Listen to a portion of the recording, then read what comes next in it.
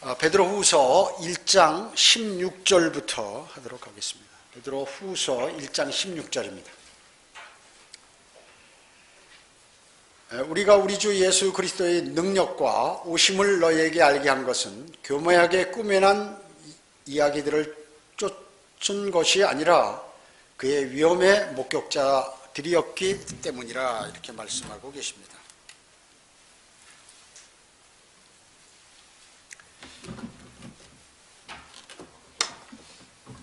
예수 그리스도의 재림과 관련된 구절이죠. 예, 그렇습니다. 주님의 다시 오심에 대한 그러한 언급인데, 지금 사도 바울이 그 얘기를 하면서 이것은 자신이 꾸며낸 얘기가 아니라는 거죠. 꾸며낸 얘기. 세상에는 너무나 꾸며낸 얘기가 많이 있습니다. 꾸며낸 얘기가 많이 있죠. 예루살렘 한복판에 가면 성묘 성당이라고 있습니다. 그래서 사람들이 예수 그리스도께서 거기에 묻히셨다고, 무덤이 있다고 그래가지고 전부 그 안에 들어가고 거기를 찾아보려고 그러고 이렇게 난리죠. 콘스탄틴의 어머니 헬레나가 꿈속에서 그 자리를 이렇게 발견했다고 그러니까 콘스탄틴이 거기다 성당을 하나 지어가지고 그렇게 만든 것이에요. 콘스탄틴은 어떤 사람인가요? 우상숭배자죠. 우상숭배처럼 하나님을 섬기는 사람입니다. 어떻습니까? 그 안상홍, 이만희, 구인회 이런 사람들은 매일 그 사람들이 얘기하는 게 뭐냐면 꿈의 계시를 받았다고 이렇게 얘기합니다. 하나님께서 어느 날 갑자기 자신에게 뭐라고 말씀하셔서 자기는 그것에 따라서 지금 이 주석서를 만들고 또 이렇게 했다고 얘기하는 것이에요. 그러면서 종국에는 다시 오실 예수 그리스도가 한국에서 오는데 그 한국에서 바로 본인이다라고 이렇게 귀결하도록 만든 것이죠. 이게 뭐예요? 허황된 그러한 교리를 만들어서 하는 것들, 바로 이런 것이에요. 이런 교리가 아니라 자기는 그 살아계신 예수 그리스도와 함께 먹고 자고 있고 고생당하고 힘들고 그리고 같이 다 목격했던, 또 변형사형 사건을 직접 목격했던 그 사람이라 그 얘기죠. 허황된 말이 아니다 그 얘기예요.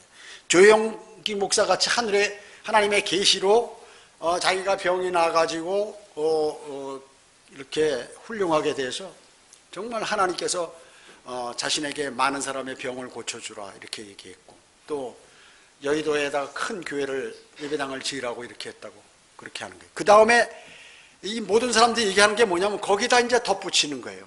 덧붙이는 것이죠. 여러분 어떻습니까? 여러분이 기도를 열심히 하고 구원을 받았다든지, 구원받아서 막 자신이 좀 이렇게 흥분되어 있다든지, 또 여러분이 기도를 열심히 하면 누구나 이런 계시를 받아요. 그런데 그것이 잘못되면 큰일 난다 그 얘기죠. 그것을 믿고 계속해서 따라가면, 하나님의 말씀을 따라가지 않고 그 계시, 자기가 받은 계시를 따라가면 똑같이 되는 거예요. 똑같이 되는 거예요. 그래서 이 사람들의 특기가 뭐냐면 계시를 받은 데다가 그것을 온전히 신뢰하면서 계속 그 방법으로 나가는 거예요.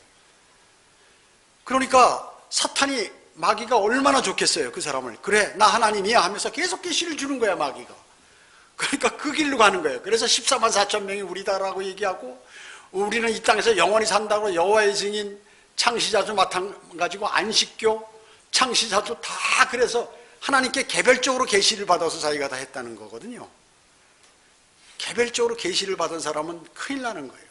큰일 나는 거예요. 하나님의 말씀에 따라서 하나님께서 이 말씀의 어떤 내용들에 그것을 주었을 때 그대로 그것을 믿고 따라가야 되는 것이죠. 그래서 누구나 이런 영적 경험을 하는 거예요. 근데 어떤 사람은 예민한 사람이 있고 어떤 사람은 적극적으로 따르는 사람이 있기 때문에 이렇게 되는 거거든요. 그 다음에 어떻게 하냐면 자기가 교리를 만들어요. 추가로. 또 계시도 아닌데 계시 받았다고 그러고. 자, 그래서 여러분들이 만약에 그런 일이 있다고 그러면 확인해 봐야 돼요. 주님 이게 사실입니까? 하고 주님하고 간구를 드려서 물어봐야 되고 여쭤봐야 되고, 또 성경에 그것이 있는지를 다 확인하고 이렇게 봐야 돼요. 그래서 우리 이 동양 사람들은 계시를 잘 받아. 서양 사람들은 그 지식적으로 예민하죠. 그래서 컴퓨터도 다 거기서 나오고 사람들이 아주 지식적, 하나님께서 그렇게 만든 거예요. 영적인 문제는 동양 사람들이 서양 사람보다 훨씬 뛰어나요. 그래서 모든 종교가 다 동양에서 나온 거예요. 그리고 흑인 사람들은 육체적으로 하는 거를 잘한다 그 얘기죠. 그렇기 때문에 이 동양에 있는 이상한 종교들이 많이 생겨나는 게 다 동양에서 나오고, 특히 한국에서 이게 많이 나오는 것이거든요. 그렇기 때문에 교주들은 모두 그렇게 해서 생겨난 거예요, 교주들은. 그래서 자기가 그러다 보니까 자기가 하는 행동이나 말들이 다 하나님께서 자기를 지금 인도하는 걸로 본인이 착각하는 거야. 그래가지고 글을 쓰고 뭐 이렇게 해가지고 그거를 어떻게 하냐면 교육을 시키는 거예요. 세뇌. 초급반, 중급반, 고급반 해가지고 최소한 교육을 아무리 안 시켜도 6개월 이상 내지 1년. 이렇게 교육을 시키는 게 특징이에요. 그 교육이 뭐냐면 바로 그 교주가 계시받은 내용을 가르치는 거거든요. 성경을 가르치는 게 아니에요. 성경 구절을 인용하되 잘못 인용해서 그 교주가 생각한 거를 쇠뇌를 딱 시키고 거기에 합격하면 이제 회원으로 등록을 시키는 것이에요. 그래서 체계적인 교육을 시킨다는 거 이거 전부 가짜예요. 기초성경 공부나 간단히 딱 이렇게 하면은 그것을 괜찮은데 이거를 앞으로 무슨 교육 해서 사람들을 강제로, 예를 들어서 우리가 성경대로 믿는 사람들이 성경적으로 교육하는 건 그렇지 않아요. 필요할 때마다 이렇게 그 과정을 넣어서 뭐 신학교도 있고 이렇게 무슨 주일학교 교사 과정도 있고 이렇게 만들지만 그 사람들은 최소한 사람이 처음 딱 들어오면 일체 다른 것을 못 배우게 하고 자기들이 필요한 것을 딱 배우게 해서 나간다 그 얘기죠. 모두가 그래요. 그래서 성경 공부하자고 하는 거예요. 다 무료 공부, 무료로 가르쳐준다. 여호와 증인, 신천지, 하나님의 교회, 통일교, 뭐 기타 무슨 나머지 전도관에서 나온 모든 그 이단들, 또 은사주에서 나온 모든 이단들이 다 그 방법으로 간다. 여러분 그거를 잘 아셔야 돼요. 잘 아셔야 돼요. 그래서 누가 나타나서 상대방을 띄워놓고 당신은 대단한 사람이다 그래놓고 우리 같이 여기에 교육에 한번 참석하자. 이건 전부 가짜들이다. 가짜들이다. 주님의 인도하신 바른 진리, 바른 성경, 바른 믿음으로 인도돼야 이렇게 하는 것이죠. 그 수많은 사람들이, 똑똑한 사람들이 거기에 잘 걸려드는 거예요. 공부 잘하는 사람이. 왜냐? 공부 좋아했기 때문에 거기 잘 걸려드는 거예요. 그래서 실질적으로 그런데 이단에 가면 말이죠. 약사, 의사, 변호사, 무슨 이런 마냥 또 누가 있냐면 교수. 그 많은 거예요. 그러니까 걔네들이 뭘 생각하면 이 교수들은 특히나 이 교육을 매일 공부하는 습관이 있어가지고 이걸 어떻게 해서 가르치는 거 아주 자기 적성에 딱 맞는 거예요. 그걸 좋아하거든.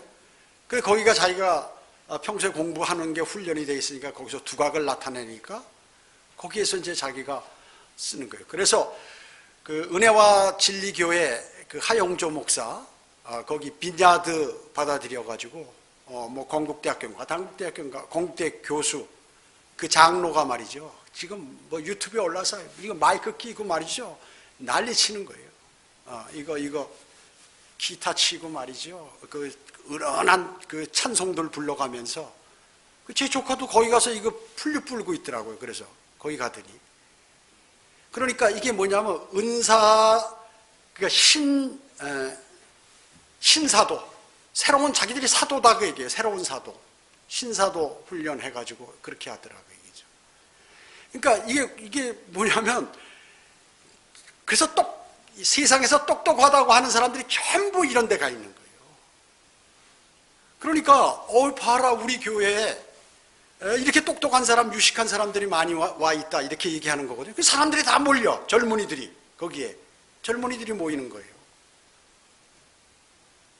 그러니까 어리석잖아요. 얘가 부모들이 서울대학교 가가지고 뭐 독일까지 유학 가서 풀려태가지고 뭐 한다니까 거기 가서 그거 앉았고 남편도 기타 치고 있고 말이죠. 그 장로 있는 데서.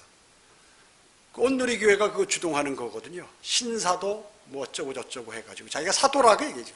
병 고치고 뭐 하고 방언하고 말이죠. 뭐 이런 것들이 이제 그 초교파적으로 나가기 때문에 이게 우리나라에 완전히 장악을 해버렸어요. 큰일 나는 거. 자, 그렇기 때문에 제가 이 경험을 다 해봤거든요. 처음에 구원받고 나서 말이죠. 뭐 주님하고 대화도 하고 온갖 거 다 해본 거예요.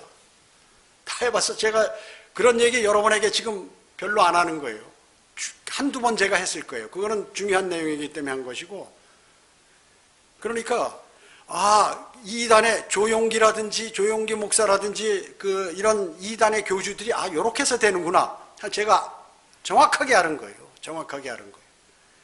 그러니까 사탄이 그렇게 사람들을 써버리고, 그러니까 사람들은 그렇게 하면 많이 모으게 할 수 있어요. 많이 모으게 할 수 있어요. 그러니까 이게 완전히 사탄의 종이라는 것을 알 수 있는 것이에요. 그게 모두 뭐예요? 오늘 본문에 나오면 교묘하게 꾸며낸 이야기다. 교묘하게. 그런 계시를 받다 보면 이제 자기가 막 꾸며내기 시작하는 거예요.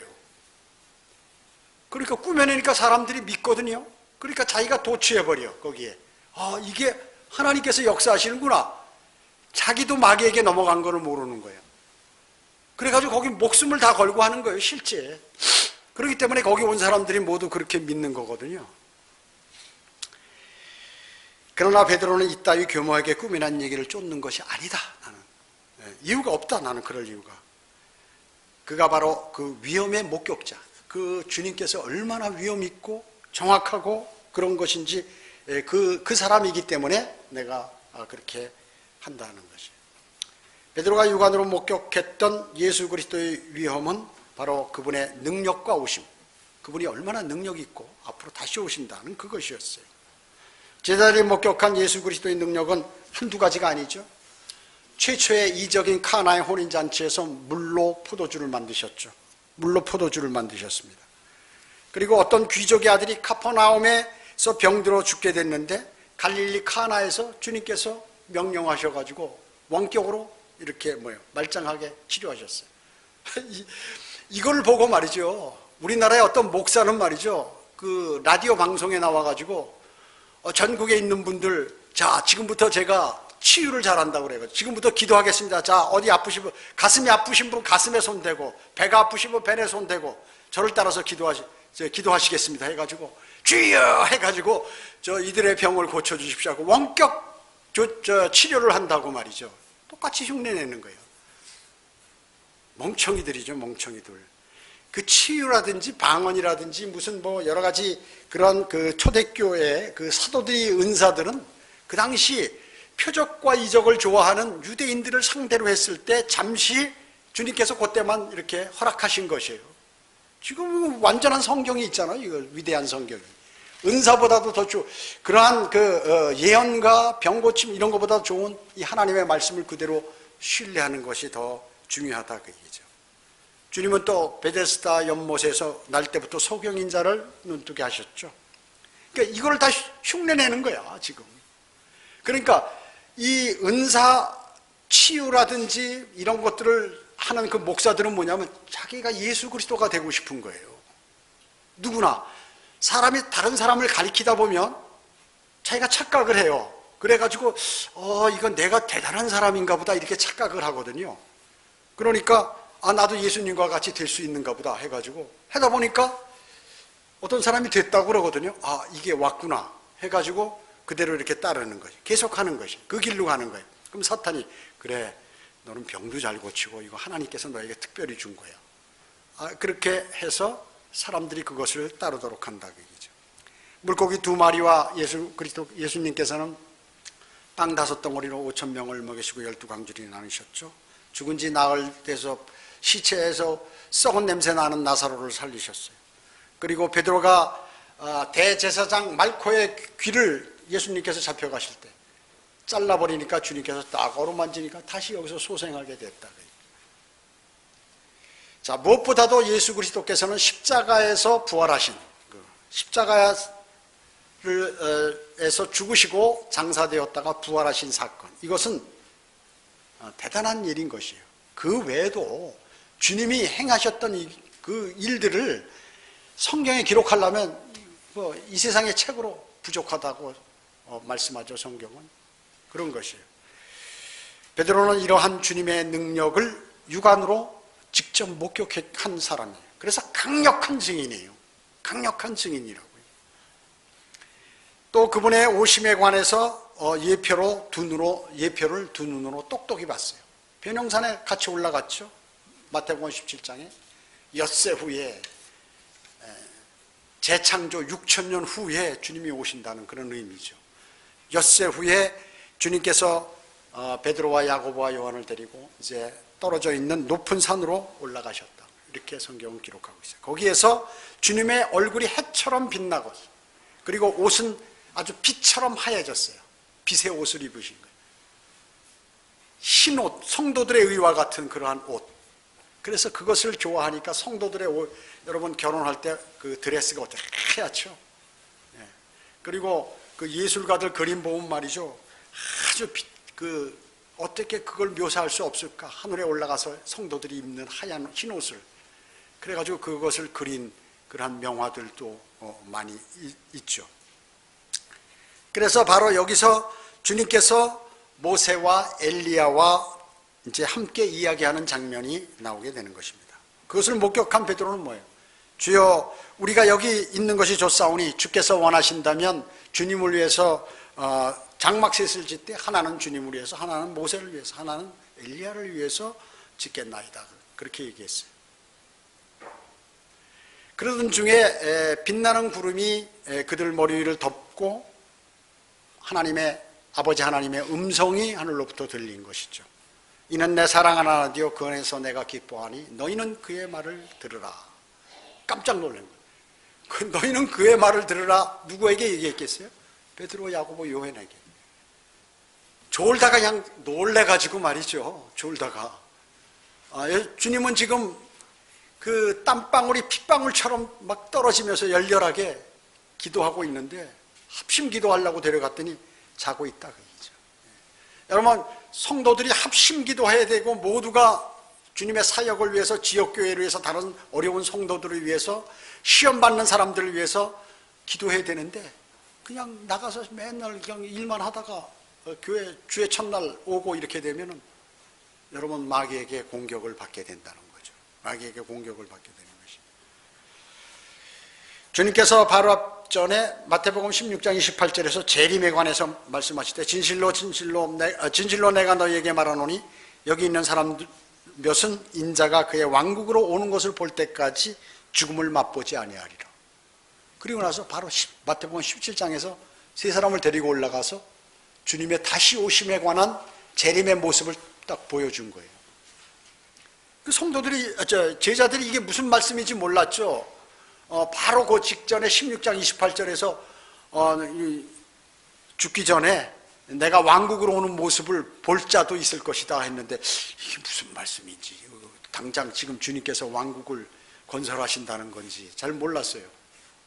바로 그 엿새 후에 변형상에 가서 변형된 모습을 베드로와 야고보가 요한에게 보여주셨다 그 얘기죠. 그게 바로 재림 때의 모습을 보여주신 것입니다. 오는 것을 말씀하셨죠. 사람들 몇이 보는 가운데서 그렇게 하시겠다. 정확히 주님의 예언은 100% 성취됐어요. 엿새 후에 주님께서 인자가 그의 왕국으로 오는 그 모형을 그들에게 보여주신 것이죠. 그래서 우리가 그의 위엄의 목격자들이다. 주님이 재림하실 때 어떻게 오실지 나는 정확히 봤어. 이렇게 얘기하는 것이죠.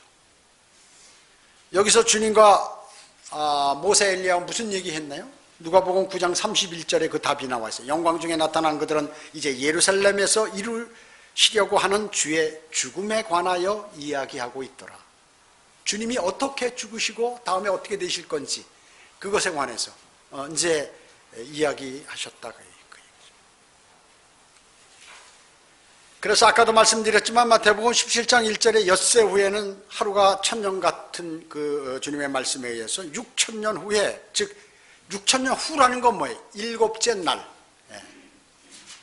하루가 천년을 따져서 일곱째 날에, 즉 누가복음 9장 28절에 거기서는 뭐라면 약 8일째 되는 날, 약 8일째 되는 날. 그래서 예수 그리스도의 재림이 엿새 후에 일어나요. 6천년 후에 주님께서 이 땅에 오신다 그 얘기죠. 정확히 8일은 아니지만 약 8일째 되는 날이라고 그랬어요. 왜 그렇게 했을까요? 7일과 8일은 날짜 변경 없이 그대로 간다 그 얘기죠. 주님께서 창조하신 날 어떻게 했어요? 마지막 창조하신 날. 창조를 다 마치시고 나서 마지막 날에는 그 자신의 일을 끝마치고 그때 쉬었다고 그랬어요. 근데 그 앞에는 뭐냐면 저녁과 아침이 되니 이렇게 날짜 구분을 정확히 하셨는데 마지막 일곱째 날은 그런 거 없으셨다고 얘기해요. 얘기죠. 쉬셨다고만 얘기 나오는 거예요. 그리고 천년왕국에서 바로 영원세계로 그냥 연장된다 그 얘기죠. 물론 그 가운데 사탄이 다시 이스라엘을 공격하는 그러한 사건과 하루 만에 다 그냥 다 박살나버리죠. 그 다음에 우주가 불타버리는 것이 있지만 한 번 이제 천년왕국에서, 그래서 주님께서 영원히 통치하신다는 것이에요. 그것이 여러분도 주님과 함께 영원히 통치한다는 것이 바로 그것을 말씀하는 것이에요. 연계되어 있다 그 얘기죠. 그래서 성경에서는 왜 그 마태복음 17장 1절에서는 엿새 후에 이렇게 말씀하시고 똑같은 사건을 누가복음 28장에는 약 8일째 되는 날 이렇게 했냐고. 이거 뭔가 틀렸다. 하나님이 이거 같은 얘기를 가지고 하나는 엿새 후에 그렇고 약 8일째 되는 날 했는데 이게 뭐냐 이렇게 비난하는 그러한 사람들도 있다 그 얘기죠. 자기는 정확하게 발견했다고. 그러나 이건 같은 말이에요. 6천년이 끝나고 엿새 후는 7천년을 얘기하는 거거든요. 천년왕국이 끝나면 바로 연이어서 그냥 영원으로 이어지기 때문에 그런 것이에요. 일곱째 날은 영원한 시간이 시작되는 약 8일째 되는 날의 일부기 때문에 그런 것입니다. 여러분 어째요? 일곱째 날이 그 안식일이었죠? 안식일 구약에서. 그래서 6주 지난 후에 일곱째 주가 뭐예요? 안식의 주간이 안식의 주간. 또 일곱째 달 역시 장막절이 있죠. 그의 첫 달 그 첫날이 이제 안식일이에요. 장막절 첫날이 다 큰 안식일이라 그 얘기죠. 큰 안식일. 그 뭐 토요일 아니어도 그냥 그날은 일체 움직이거나 뭐 일하거나 이런 거 안 한다. 유대인들은요. 또 그 6년이 지난 다음에 일곱째 해는 뭐예요? 땅을 쉬도록 하지. 땅까지 쉬도록 만들었어요, 하나님께서.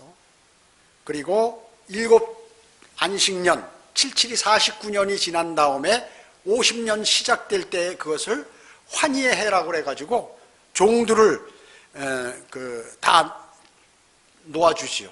자유를 선포하게 하는 그러한 날로 삼았어요. 또 6천년이 지나고 7천년 마지막 천년. 천년은 뭐냐면 이제 사탄을 끝없는 깊은 구렁에, 끝없이 깊은 구렁에 예수님께서 가두시고 사탄이 없기 때문에 세상이 좋아진다 그 얘기죠. 그리고 창조 때와 같은 좋은 세상, 그리고 사람들이 모두가 쉴 수 있고 하는 그러한 천년왕국, 안식의 천년왕국 시대가 도래하게 된다 하는 것입니다.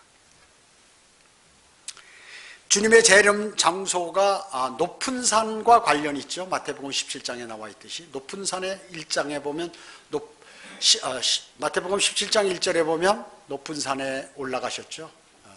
거기서 변형되셨는데 이 높은 산들은 뭐 시내산, 로코만 목사님은 저 마태복음 주석서에는 시내산이라고 하셨다가 나중에는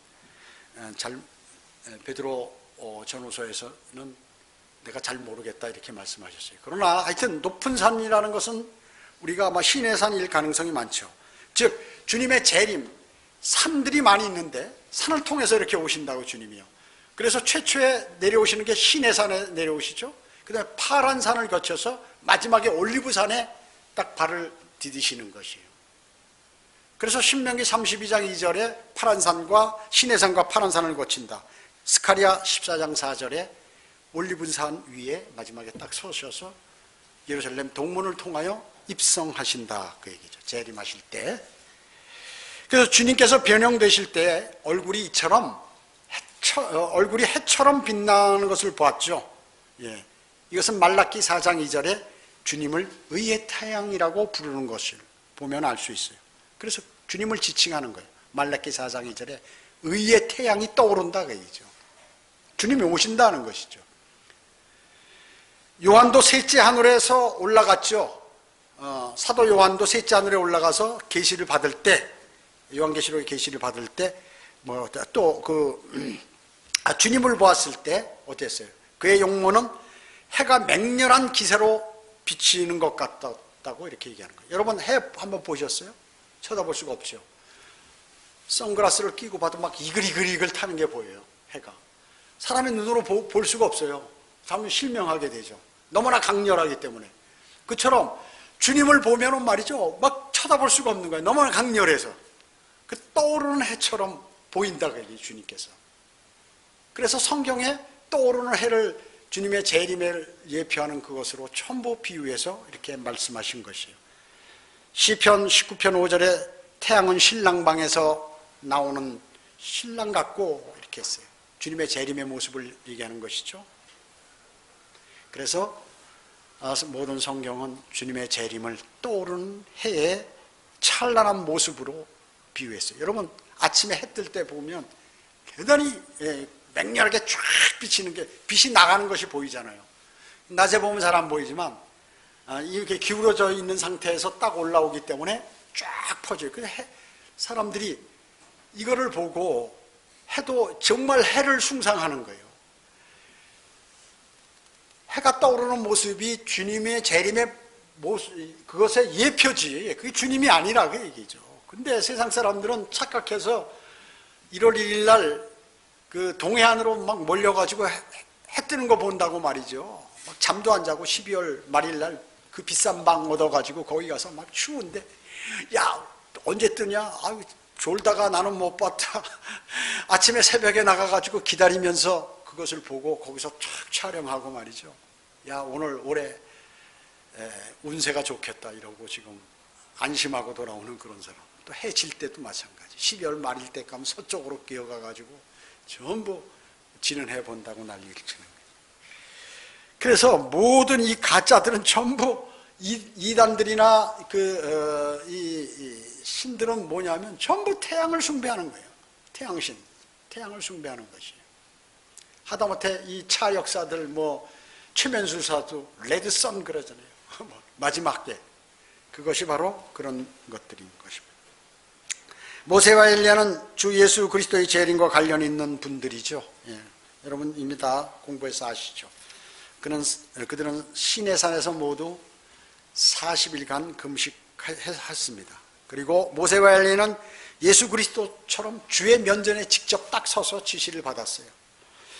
그리고 모세와 엘리야는 주님처럼 이스라엘로 보냄을 받은 사람이었고, 모세와 엘리야는 일어난 그러한 기적적으로 물을 건넜죠. 모세는 홍해를 건넜고 엘리야는 요단강을 건넜고 주님도 물 위를 걸으셨습니다. 그리고 모세와 엘리야는 예수 그리스도께서 침례 받으셨던 곳, 즉 요단강 건너 모압 땅이죠. 거기 베데바라라는 그곳에서 하늘로 올라갔어요. 전부 생애를 마감했거나 그렇게 됩니다. 모세와 엘리야는 예수님께서 침례를 받으셨던 곳에서 생을 마감하게 되었던 것입니다. 물론 엘리야는 거기서 올라갔고 모세는 거기서 생을 마감했고 그런 것이죠.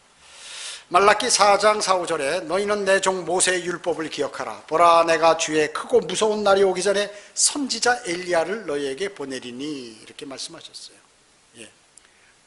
내 종 모세의 율법을 기억하고 또 크고 무서운 날이 오기 전에, 주님의 재림 전에 내가 선지자 엘리야를 보내겠다, 그렇게 말씀하셨죠. 그렇기 때문에 대환란 거의 직전에 대환란 기간 중에 모세와 엘리야가 지상에 그렇기 때문에 출현한 거예요. 출현하게 되죠. 그래서 성경에 보면, 계시록에 보면 모세와 엘리야라고 이렇게 안 나와 있어요. 두 증인으로 이렇게 나와 있잖아요.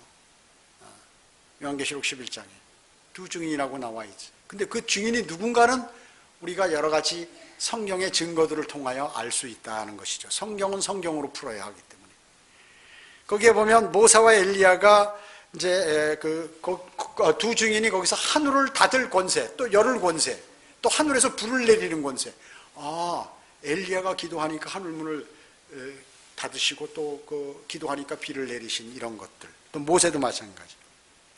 하늘로부터 불을 내렸죠. 모세도 그렇고 엘리야도 마찬가지고. 이걸 알 수 있다, 그 얘기인 것입니다. 그래서 증인이 되어서 그들이 예수 그리스도를 증거하다가 임무를 마칠 쯤 해가지고 이제 적그리스도에게 죽임을 당하죠. 죽임을 당합니다. 그래서 대환란 성도들의 모형이 되어버렸어요. 끝까지 그런 주님의 일을 하다가 이제 거기서 죽게 되는, 그런 순교하게 되는 것이죠. 그런데 모세가 하늘로 이제 그 사흘 반 후에 부활해가지고 하늘로 들림을 받잖아요. 그래서 그들이 구름 타고 올라가는데 주님이 승천과 같은 방법으로 다 올라가는 거예요. 이 세 분은 말이죠, 아주 밀접한 관계가 있어요. 그리고 주님이 사랑하는 사람들이, 사랑하는 사람. 빛나는 구름이 변형산 위에 머리 위를 덮었잖아요. 그와 같이 재림을 보여주는 그러한 구름이라고 얘기죠. 그래서 주님이 나타나실 때도 구름과 함께 나타나시는 것이에요. 모세는 율법을 대변하고 엘리야는 뭐예요? 예언을 대변하죠. 주님은 이 두 가지를 다 대변하는 분이에요. 이런 것들이 이제 베드로 자신이 그렇기 때문에 이제 모세와 엘리야가 나타났을 때 거기서 장막셋을 짓겠다고 그랬죠.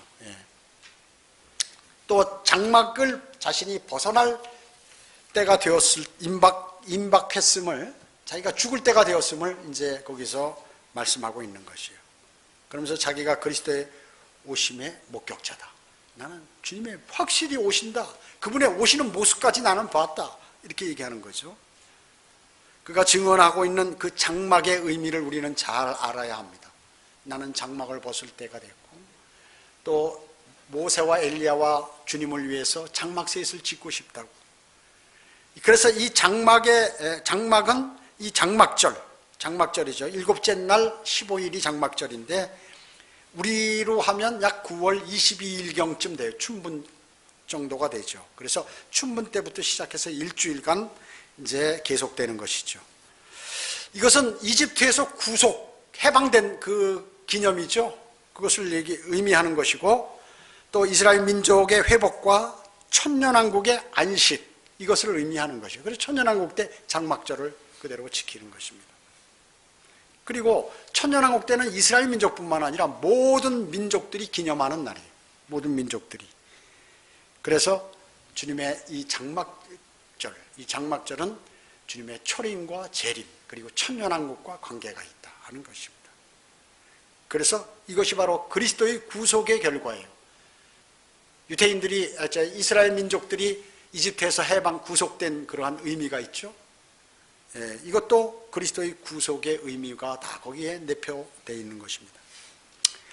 예수 그리스도의 재림과 그분의 천년왕국으로, 재림은 그분의 천년왕국으로 나타나는 것이에요. 자, 이런 내용이 지금 오늘 여기 16절, 베드로후서 1장 16절에서 다 내포되어 있는 그러한 말씀이에요. 17절 보겠습니다. 18절.